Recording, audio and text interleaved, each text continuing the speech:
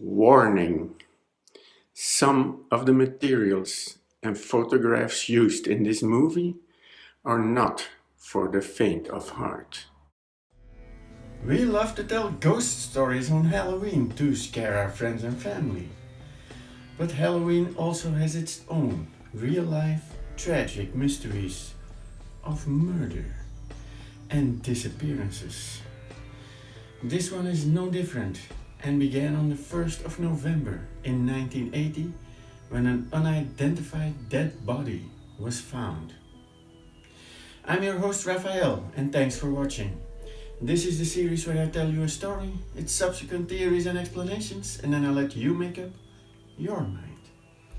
If you like the weird, the wonderful, the creepy and the mysterious, you might want to subscribe and click the little bell to receive notifications.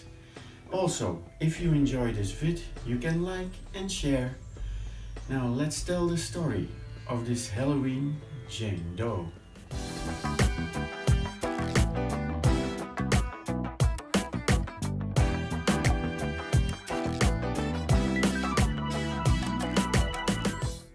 In Huntsville, Texas, on the before mentioned date, a teenager or young adult was found brutally beaten, sexually assaulted and strangled to death. It is believed this took place on Halloween. She was found by a truck driver near the Sam Houston National Forest and became known as the Walker County Jane Doe. Estimated to be between 14 and 20 years of age, she was between 1 meter 52 centimeters and 1 meter 64 centimeters, or 5 feet and 5 feet 5 inches tall, and weighed between about 47 and 64 kilos, or 105 and 115 pounds, and was described as a well-nourished individual. She had light brown hair, about 25 centimeters or 10 inches long, with a reddish tint. Her eyes were described as hazel, however could have been brown, as described by one of my sources. Distinctive features were a scar above her right eyebrow and her right nipple was inverted. No other features, such as birthmarks, significant markers for identification, have been described. Thought to be from a middle-class household, she had well cared for teeth with evidence of dental work and pierced ears. But no earrings were found on her body, her fingernails and toenails were bare and painted pink.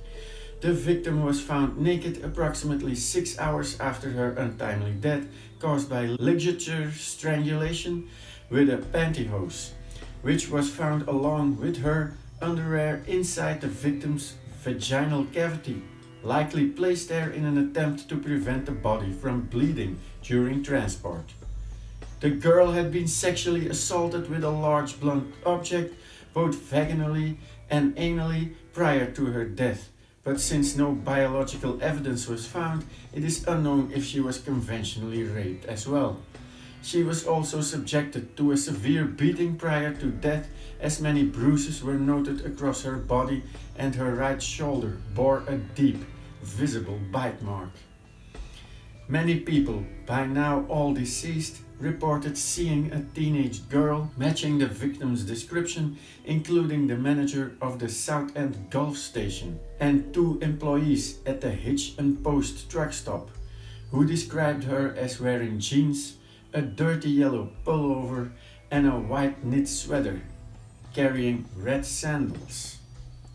At the South End Gulf Station, she stepped out of a blue 1973 or 1974 Chevrolet Caprice with a lighter colored top, after asking directions to the Ellis Prison Farm, located at about 23 kilometers or 14 miles from where her body was found. She left on foot. Along the Interstate 45, the girl was seen at the Hitch and Post truck stop. After arriving, she again requested directions to the prison, claiming she wanted to visit a friend there. The waitress suspected the girl to be a possible runaway and that she said she was from Rockport or Arkansas Pass, Texas. She also claimed to be 19 years old. When asked if her parents knew where she was, she simply replied, "Who cares?" At the Ellis prison farm, no one could identify her, and no missing persons reports could be matched to the victim at the time. A search through schools also didn't succeed in finding a suitable match.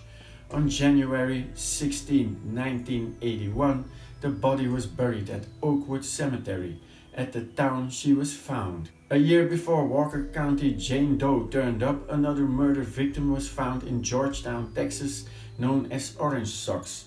In both cases, serial killer Henry Lee Lucas was named as a possible suspect, but Lucas's dental charts did not match the girl's bit marks. Despite this, the police have considered the possibility that the victim was killed by a serial killer, possibly the same person who disposed of bodies along the Interstate 45. Only one victim out of 4 has been identified, and all of them were strangled due to the fact that no semen was found and the sexual assault was done with a foreign object, and the fact that most men who committed sexually related crimes bite the victims on sensitive areas instead of the back. Journalist Michael Hargreaves suggested the theory that she was murdered by a female. Male murderers collecting souvenirs was also noted to be inconsistent with the case. However, her clothing was missing, which disproves this portion of the theory, and one could also argue the crime was committed by an impotent male. Many different forensic facial reconstructions were created to illustrate estimations of how the girl may have looked in life, as well as several artists' renditions based on morgue photographs, which were all released to the public. The remains were exhumed in 1999 in order to obtain more information of the victim's height and age, as well as a DNA sample. DNA testing was performed on the sandals found with the body, and various news and television reports were done. Unfortunately, to date, all have been unsuccessful in solving the case. A photo from the 80s showing a girl called Kathleen, either with a K or a C, or Kathy, surfaced on December 12, 2015. It came from 2 siblings who met her at a motel in Texas. Walker County James Doe said to them she was 16 years old, a runaway, and from Corpus Christi, Texas, and also that she wanted to go and visit a friend in prison. They also said she was staying with a couple in their 30s who drove a dark maroon or brown colored Dodge Diplomat. On the Missing Persons of America sites, which is of course linked in the description below, this is stated as a new potential lead. Also linked in the description is the Facebook site on the Walker County Jane Doe. They would be happy with any leads on this case. If you have any information about the identity of this victim or her murder, you can also contact the Huntsville Walker County, Texas Police or your local police office. Who is this poor girl and who murdered her? You try to find out. There is a lot more to say about this topic than I did in this small vid, so if I forgot something or you have something to add, don't hesitate to do so. If you wish to do your own research, the links in the description below might be a good start. Your thoughts and opinions are much appreciated, so drop a line in the box below. And as always, be respectful in the comments, as there are real people with real feelings on the other side. I hope to see you next time. Bye.